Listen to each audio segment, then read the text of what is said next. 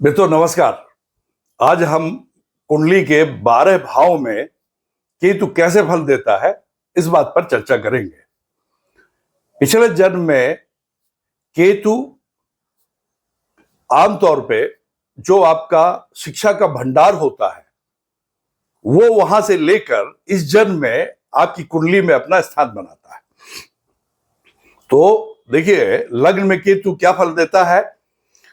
लग्न में केतु वाला जातक आमतौर पर विशिष्ट आध्यात्मिक लक्ष्यों की प्राप्ति अपना मुख्य उद्देश्य मानता है।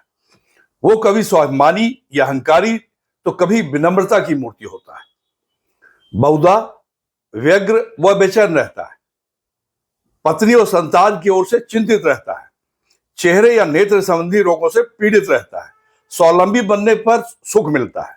दूसरे भाव में केतु वाला जातक आशावान, उत्साही, प्रतिष्ठित व उच्चाकांक्षी व्यक्ति होता है। धन की अपेक्षा अध्यात्म की ओर उसका अधिक झुकाव होता है। श्रेष्ठ समाज के निर्माण में सहयोग, गूढ़ रहस्यों को जानने की जिज्ञासा, मित्रों व स्वजनों से उसका मतभेद होता है। वो कई बार कटुभाषी व आलोचक की भूमिका निभाता है। वह मुख या दांत के रोग से पीड़ित होता है। कोई जातक उच्च शिक्षा, धन व यश पाता है, यानी सभी जातक नहीं, कोई जातक। तीसरे भाव में केतु वाला जातक विद्वान होता है। धनी, साहसी, पराक्रमी, आत्मविश्वासी, यशस्वी, लोकप्रिय, परोपकारी व दीर्घायु होता है। वो भौतिक बल व अध्यात्म के बल से वो शत्रुओं पर विजय प्राप्त करता है। वो कंधे और कान के रोग से पीड़ित होता है। चौथे भाव में केतु कल्पनाशील व्यक्तित्व का स्वामी होता है। वो कलाकार, चित्रकार, कवि या साहित्यकार के रूप में सफल होता है। वह अलौकिक व आध्यात्मिक बातों में अधिक सुख प्राप्त करता है।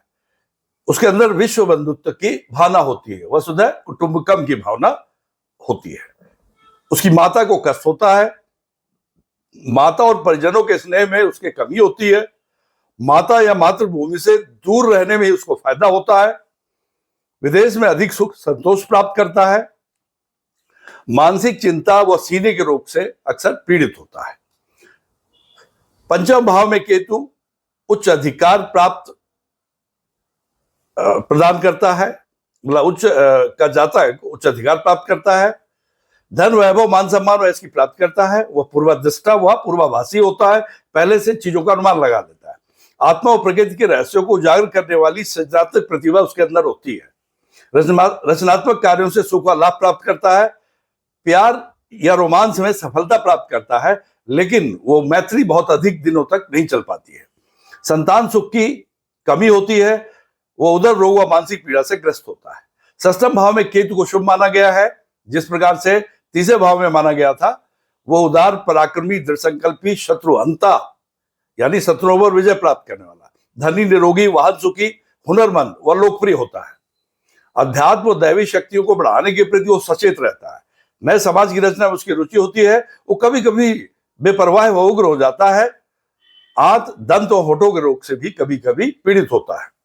सप्तम भाव में केतु वाला जातक सुंदर, आकर्षक, विनम्र व सौम्य स्वभाव का एवं उच्चाकांक्षी व शत्रुजयी होता है।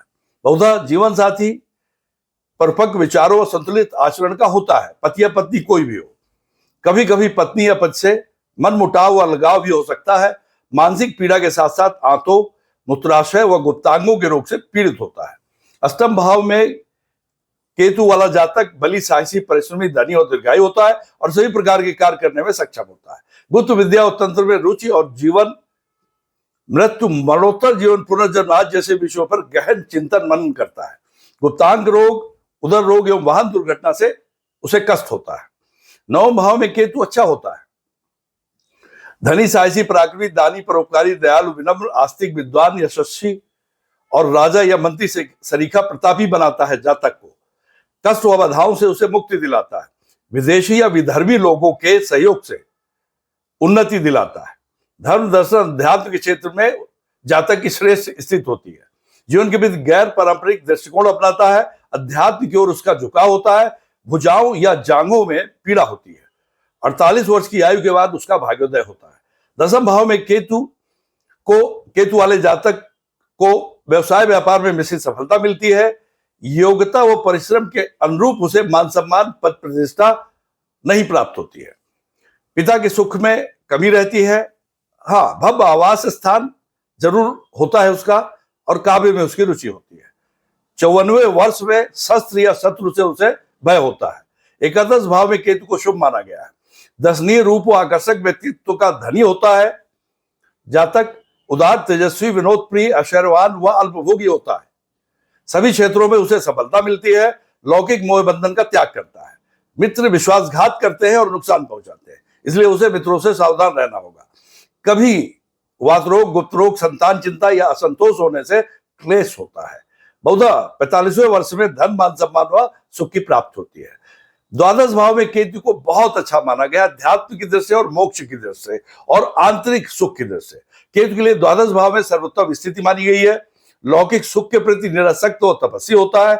सुख वैभव से वितृष्णा होती है। उसे अंततः उसे सुख, शांति व मोक्ष मिलता है।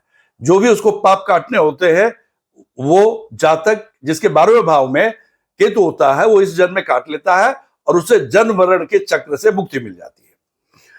समाज कल्याण में धन का उपयोग उसे सुख और संतोष देता है। शत्रु भयभीत रहते हैं। कभी गुप्त शत्रु के कारण असफलता मिलती है। कभी नाभि के नीचे वाले भाग, गुप्तांग, पांव या नेत्र में उसे पीड़ा होती है। फिर तो इस प्रकार से आपने सारे 12 भावों में केतु के फल देखे हैं। और कभी इनकी शुभता अशुभता में कमी बेसी हो सकती है, क्योंकि कभी ये अगर शुभ प्रभाव में होते हैं तो शुभ फल देते हैं, और अगर अशुभ प्रभाव में होते हैं तो अशुभ